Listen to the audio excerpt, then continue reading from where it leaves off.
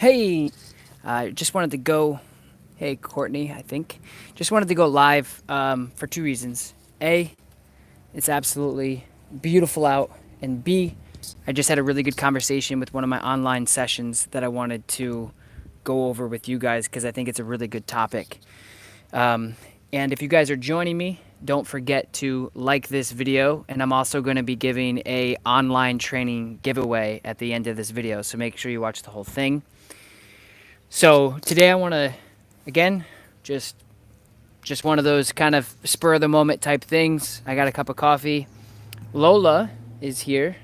Lakota is also here. She's just chilling. Like I said, it's a beautiful day. I had a really good conversation with one of my online training sessions just a little bit ago, and I wanted to hop on here and chat with you guys. First and foremost, again, thank you guys so much for joining me on this channel.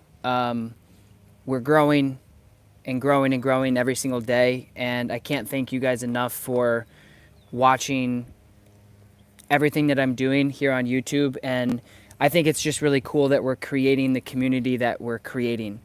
You guys are so helpful with each other in the comments. You guys are nothing but positive in this sometimes not so positive dog training industry. So I'm really happy that you guys are joining me in everything that I do. And so thank you guys. So good morning. Welcome to my driveway in upstate New York. And I have, like I said, some coffee. It's beautiful out. We're going to talk about some dog stuff. But thank you guys so much for joining me.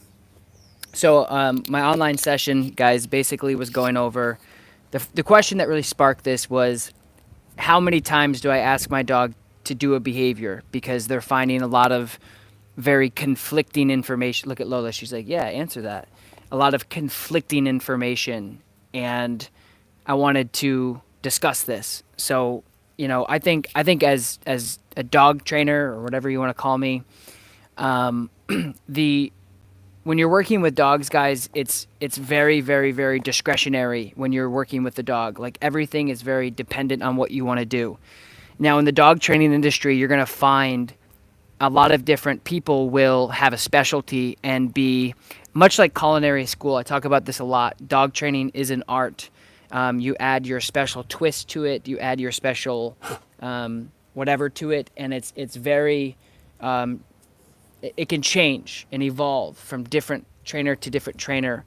Like I always say, guys, it really just depends on the results that you're getting, the comfortability of the dog, and as well as the owners understanding what you're doing. And so for me, you know, this conversation sparked just because they were like, this one dog training channel, like, never ask your dog to do two different things.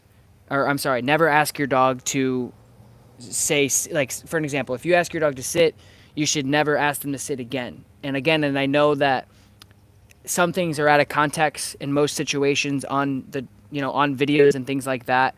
And especially for like the videos that I put out, I try to be as clear and transparent as possible, which some people give me a lot of crap about because I'm very thorough with my discussions, and I'm very, I just go into depth because I want everybody to really understand what I'm trying to say. I'm trying not to leave any gray areas out.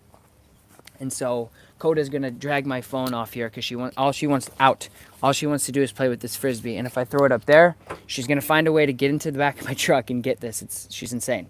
So anyway, so the conversation was like, this one person says this one person says this. Look, guys, it really just, I know that dog owners some dog owners go to trainers for advice and direction on what to do, why to do it, how they do it. And just know that and again, as long as you're getting the results that you want, the dog is happy, you're empathetic, and so on and so forth. Look, did you guys see her? She just sharked right through. She's crazy. But I don't think it really matters. And look at this. She came back with a completely different Frisbee. She's a freak, I'm telling you. But like for me, when I'm working with a dog, for the same example I was just talking about, if I'm working with a dog that's distracted by all this stuff going on, they've never seen me, they've never seen leash pressure, they've never seen structure, they don't even know the command or the behavior that you're really asking them to do that well yet, I'm not going to ask them to do that behavior that they're kind of about and then nail them with a correction because my thought process is say it once. Now, again, you might find a trainer that completely disagrees with that and says only say it once, correct the dog immediately after. Who's right and who's wrong? We're both right. It's just an opinion on how you train. Now, for me, as you guys know, I'm very transparent with what I do and what I enjoy doing. I am not a competitive dog trainer that specializes in competitive obedience.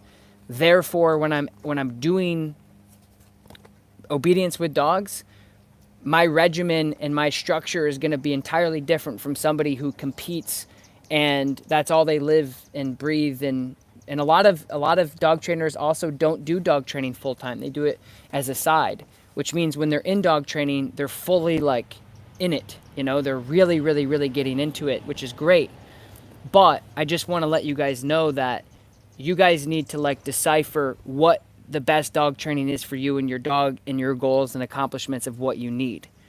And again, I can't say that like enough, that I think oftentimes people will search out for a dog trainer and you might get somebody that has been dog training for 30 years, but they specialize in rally obedience or agility or basic obedience or whatever, obedience training in general, and they don't touch behavior modification training. And you bring a dog to that specific trainer, it's going to be really hard for them to get over certain hurdles. So I can't tell you how many times dog trainers have been like, I went to another trainer and they said it was impossible. It was only impossible because it was out of their comfort zone of what they are comfortable with doing, which is totally fine. And at the end of this, I'm going to do some Q&As, so you guys stick around. We have 160 people watching. Thank you guys so much for watching. Don't forget to like this video when you get in. And we're going to do some Q&As, and I'll do whatever you guys want with Lakota. So you guys always like to see Lakota do some dancing and all that stuff. So the caption of the video is, what's the best way to train your dog? And the best way to train your dog, guys, is making sure that when you're doing research on the dog trainer that you're trying to work with or whatever, you just have to, it's just like personal training. When you're asking dogs to do like, or I'm sorry, when you're asking like yourself of like, okay, what do I want to be? How do I want to be motivated? What goals and things do I have? And you start like, and I think we live in a situation now, which is a great opportunity for people to consume content from the actual business or the person that they're going to hire before they hire them. So they know exactly how they are, how they're going to act, what their goals are, what their guidelines are, and so on and so forth. So we live in a cool world where that is. But anyway, I just wanted to go on this topic because I think dog owners, you guys just get consumed and confused with, well, wait a minute. This one person over here says this, and now this other person, I don't. It's, you guys have to take things with a grain of salt. Oh, Oregon. I love Oregon. I want to go back so bad. But anyway, you guys have to take that with a grain of salt and just realize like, oh, okay, that application for this dog is different from the application with this dog. Like Lakota, if I asked her to do something, she knows fully well of what I'm asking her. So she will be punished or corrected or get some sort of pressure if she doesn't comply pretty quickly because she's made the mental decision to say, I don't want to. Now, if I get a green dog or a new dog or a dog that's never really been trained before, and I get them out and I ask them to do something, and my philosophy is, well, only say it once, I'm going to correct the dog immediately after, it's not fair to that dog. The dog doesn't know what you're asking, as well as they've never been trained before, and they're like looking around and they're like, what's going on? What environment am I in? And so on and so forth. Washington, Knoxville. Cool. You guys from all over. I saw some UK people in there. Kansas City. Sup? Actually, I'm not going to Kansas City. I'm going to Texas soon. But Chicago, cool. So anyway, so I just wanted to hop on here, talk about that for a little bit. That nobody's Italy, New Hampshire, Colorado, London, Illinois, Ohio, Texas, Malaysia, Virginia Beach, Wyoming, Portugal, Oklahoma. I don't know if I'm going to go to Oklahoma, New Jersey, Arkansas. So many people. Norfolk. England, I am working on getting to England, or just like in Europe in general. Southern California, good morning. Argentina, Alabama, Wow. Lots of people. Texas, cool. Oregon, yeah. Oregon is something I want to do. So listen, guys, I just wanted to have that conversation, and then now I'm ready to answer some dog training questions if you have them. But I think moral of the story with what I was saying, you guys can start asking your dog training questions, and then we're gonna do the giveaway after.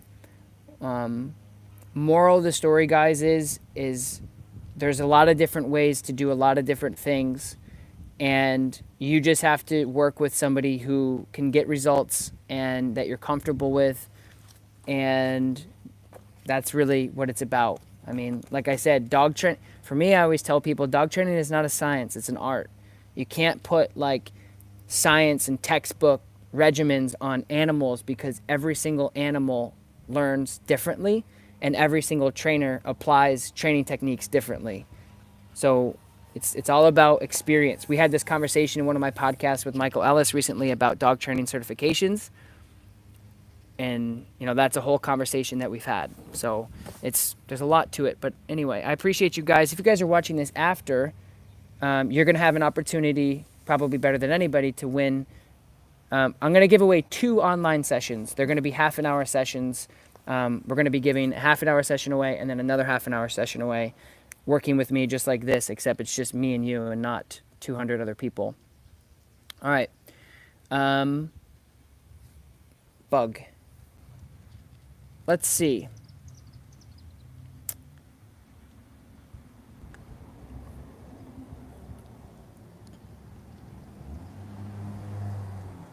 Whoever just asked me how to contact me, you can go to my website, americascanineeducator.com. The other question that we've gotten a couple times in this live chat is, do I go other places to train? Absolutely. Pretty much, guys, my career right now is literally just about being full-time on YouTube, as well as, because I really want to continue to make content for you guys. It's like something I enjoy so much, mainly because of what I said in the beginning of this video, is we've created such a cool community. I feel so connected with all of you because we're kind of growing together, and we're doing there's like 700 to 1,000 new people subscribing to my channel every single day. So we're growing like immensely, which is really cool. So I want to try to devote my time to you guys. But the other thing that I'm doing is I'm doing out of states as well, where I fly to you and work directly with you for at least 2 days. If you guys want to book something like that for this year, you can email me at canineeducator@gmail.com. All right, my dog values the attention of other dogs more than me. Is there a moment in her impulse control is non-existent, especially when she catches a scent? How do I regain her attention?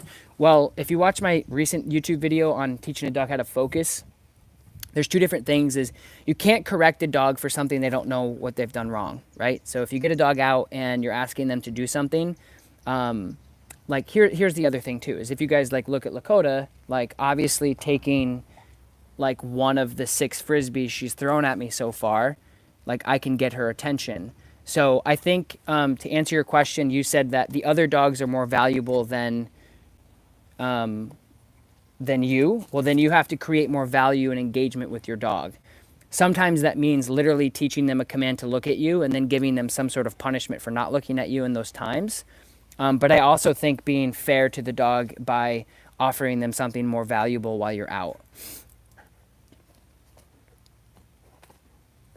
The collar won't stay in place. She's very slippery hair. Slippery hair, that's weird.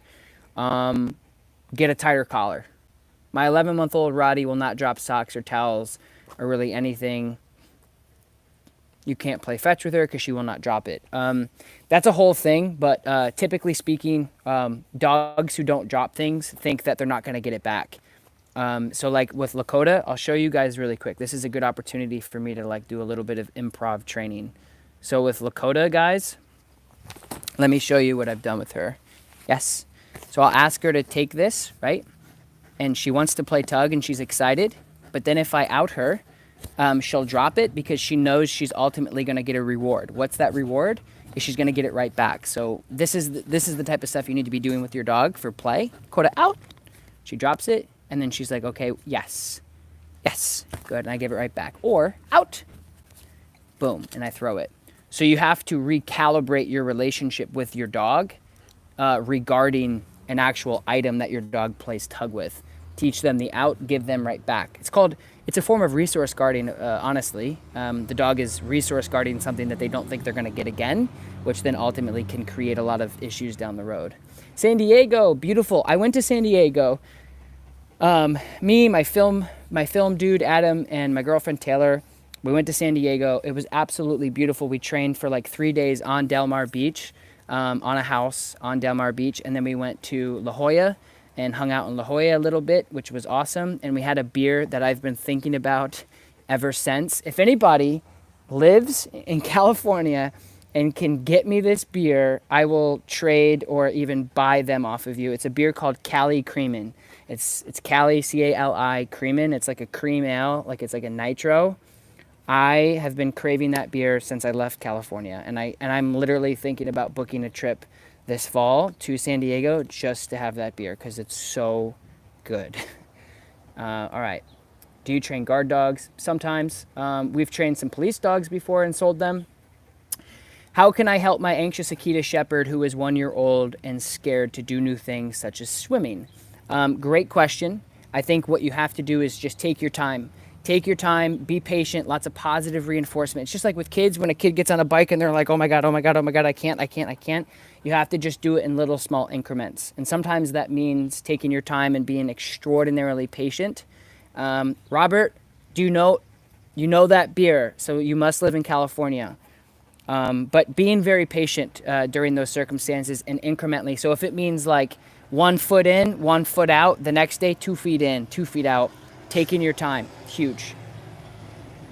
Yeah, if you're going to, listen, I'm not kidding. Like if anybody in like the California area can send me like a case or something of that beer, I will literally like Venmo or pay you back. Seriously, or I'll give you some free No Bad Dog merch or whatever. But I'm like craving that. It's so good. How can I get my German Shepherd puppy to stop being mouthy? I've tried all suggestions. Courtney, good question. The best thing to do is just make sure that you're being very clear with your puppy, but also knowing why it's happening. Puppies who are mouthy, they just came from their mom, they just came from their litter mates. The only way they know how to communicate is with their mouth. That's how they talk. One of my trainers, Zach, is getting a brand new German Shepherd puppy next week. I think she's going to be 8 or 9 weeks. I plan on doing an entire like puppy stage video, and that's going to be included. The best thing to do is not give them extremities to bite. If your dog is biting your hands, especially puppies, don't give them anything to bite. The other thing, it's getting hot out here. And my hair is like super insanely long. Coda, you're going to knock things over. Stop being crazy. Yeah, right. So the other thing that I would also suggest to anybody that's dealing with dogs who are nipping at that age is simply make sure you're not reacting. So you do not want to react to dogs that are biting you or nipping you. So a lot of people will go, ow, no, don't.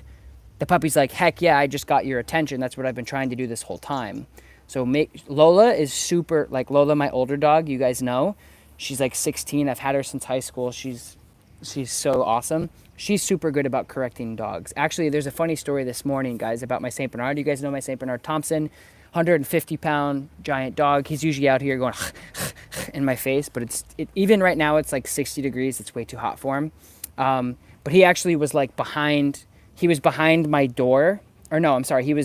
Lola was in between the door frame, that Lola, and he was behind her and he wanted to get out and he would not come out because she's corrected him when he was a puppy. That correction and that so I'm sitting there thinking, and that's the other thing is this like, and that's why I love going live. This is such like an improv thing, but I was sitting there thinking this morning that like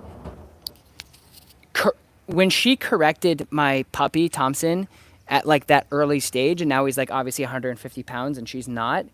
He literally will like do this if she like shows his teeth because of that one correction or 2 corrections that she gave him as a puppy, which is why I think like discipline and corrections and being able to like punish a dog very naturally, just by like using your leash or using a prong collar is so important because it's lasted literally. He's gonna be 11 this year, which is insane for a Saint Bernard, but it's lasted so long for him. It's such an imprinting thing.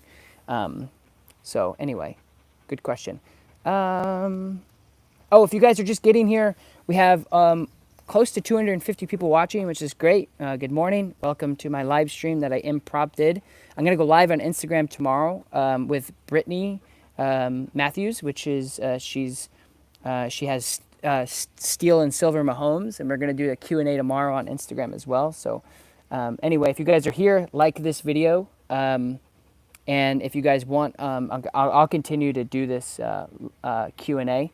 And then again, at the end, we're going to give away 2 online. If you guys are struggling with your dog, I can work with you all over the world via Skype, FaceTime, or Zoom. And I'm giving away 2 online sessions. And I'm going to announce the winner 24 hours after this video is finally published. And you guys can enter to win at the end. But we're going to keep answering some questions. Let's see. Geez, a lot of good questions. A lot of questions in general. Amanda, I think your question is my dog isn't eating due to the passing of my 2 other dogs. How do I get him to eat? Please answer. Well, I'm sorry that your dogs have passed away. The best thing to do is just time. Time is like literally the best thing for situations like that. And trying to get into a routine and try to be strong and structured for your dog. It's the best thing to do. And again, if you guys are just getting in here, don't forget to like this video when you get in. And the reason why I say like this video is because it tells my other followers that I'm live who forgot to see it or whatever. So it kind of just notifies the algorithm of like, hey, I'm live. And the more people we can get in here, the more questions, the more opportunities for other people to like win stuff and all that stuff. Do I like American... So pit bulls are, if you guys are real OGs of me and continue to watch me, you know, my 2 favorite breeds to train are pit bulls and Labrador retrievers. Absolutely love them simply for the reasons of their ability to learn and wanting and willingness to work for people. Let's see. What do I do? Geez, there's so many questions. Oregon, woohoo! Lots of Oregon peeps. If you guys can find me a place in Oregon to train, I'll be out there in a heartbeat. It's hard to find places to train. Should I let my dog use the feel of the e-collar to start using? Should I let my dog get used to the feel? Oh, good question. So we talk about this often. We just talked about this on one of my recent podcasts. But yes, when you get a remote collar, what we don't want is we don't want the dog to become collar aware. So dogs oftentimes will become collar aware, which means they know that the collar's on, and they might just... I actually had a conversation with the dog owner yesterday that they said my dog acts way better, is less anxious and less stressed with the remote collar on. Why? And some dogs absolutely crave, desire, thrive off of structure and guidance and leadership. And that was my answer to that a lot of dogs, honestly, are just really, really like better dogs with structure, with discipline, with somebody telling them what they can and can't do. So to answer your question, yes, you can definitely put the collar on before you start using it so they don't become collar aware. Maybe like a week before is totally fine. We rescued a dog and he is dominant with other dogs in my house, but not me. He is fine when we correct him, tell him no, or gets mouthy. He has never attacked dogs though. Thoughts? Sarah, it's a good question. I would just say like, hey, listen, you know, your dogs are, you know, I let dogs be dogs. That's the way, like if anybody were to ask me like, how do you train? What's your style? I train, communicate, and work with dogs, primarily how dogs work with dogs. Of course, outside of like using technology like the remote collar, but other than that, you know, it's okay for dogs to continue to communicate and, you know, like communicate the way that they naturally do. It's totally fine. But anyway, yeah, I would just like kind of let that play out a little bit. If it gets too crazy, you can step in, but I would just say over time, maybe bringing them for walks and doing exercises with each other, would be like the best thing to do. Mac dog training, I have a Ford F350 Super Duty King Ranch 6.7 diesel. Big boy. It's all super nice. All right. I'm going to do, let's see, one more, and then we're going to do the giveaway. Does the choke chain help make sure your dog won't try to bite passengers on the walk?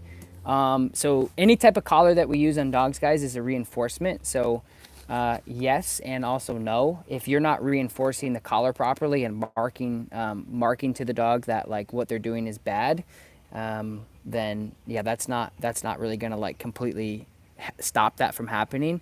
Although correcting your dog for doing things that you don't like will certainly over time help. Just like with Lola, like she corrected my Saint Bernard once when he was like 10 weeks old, and he's so like obedient and like relaxed and calm around here for that. So yes and no, it'll definitely help. All right, we're gonna do the giveaway. I'm gonna give away two online, not four, but two online sessions, and they're gonna be half an hour sessions apiece. And all you guys have to do is when this is done and processed and uploaded on YouTube, I want you guys to go in after, and you have to letter by letter. You guys are noticing that I'm doing this a lot. Letter by letter, enter your dog's name. So this is going to be processed and uploaded on YouTube, so not in the chat. Letter by letter. So if your dog's name is Lola, it's L, enter, O, enter, L, enter, A, enter. And I'm going to select two of you, and I'm also selecting all of the winners of the face masks right after this as well. So make sure you guys turn on your notifications to let you know when I contact you or when I tell you like, hey, you won. And if you guys like this live stuff, let me know. I'll do this again. But once this is uploaded, you guys can go and enter. This is an international thing, so wherever you guys are living, you can do it. But you don't have to do it now because it's not going to matter because the chat is going to disappear. So all you guys have to do is after this video is posted, go and like this video and leave your dog's name letter for letter, like some of you guys are doing in this chat right now, in the actual Instagram post. So once I post this, this is going to go away. The chat's going to go away. I appreciate every single person liking, subscribing, following. I have some exciting things coming up in the future. I really, really feel a sense of community with you guys. Like I said, we're growing, and it's just a lot of fun. So don't forget to enter to win after this is posted, like, and leave a letter by letter, a comment. Please get my dog out. I can't get her out of that truck if I wanted to. She absolutely loves sunbathing in that seat. She's been doing it for about 11 years, and she will try to bite you if you try to get her out because it's what she loves the most. So I appreciate your concern, but trust me when I say she'd rather be in the truck. That's why she's in there. All right, guys. I'll talk to you next time. Lakota, be crazy. She's going to continue to be crazy. I'm also building a new house, guys, which is exciting. And that'll be fun to film at because it'll be bigger and have a lot more stuff. I hope everyone has a wonderful day. I'm going to upload a new video this weekend. And again, I'm going live with Brittany Matthews tomorrow on Instagram. So I'll see you guys tomorrow. Bye. Have a good day. Bye.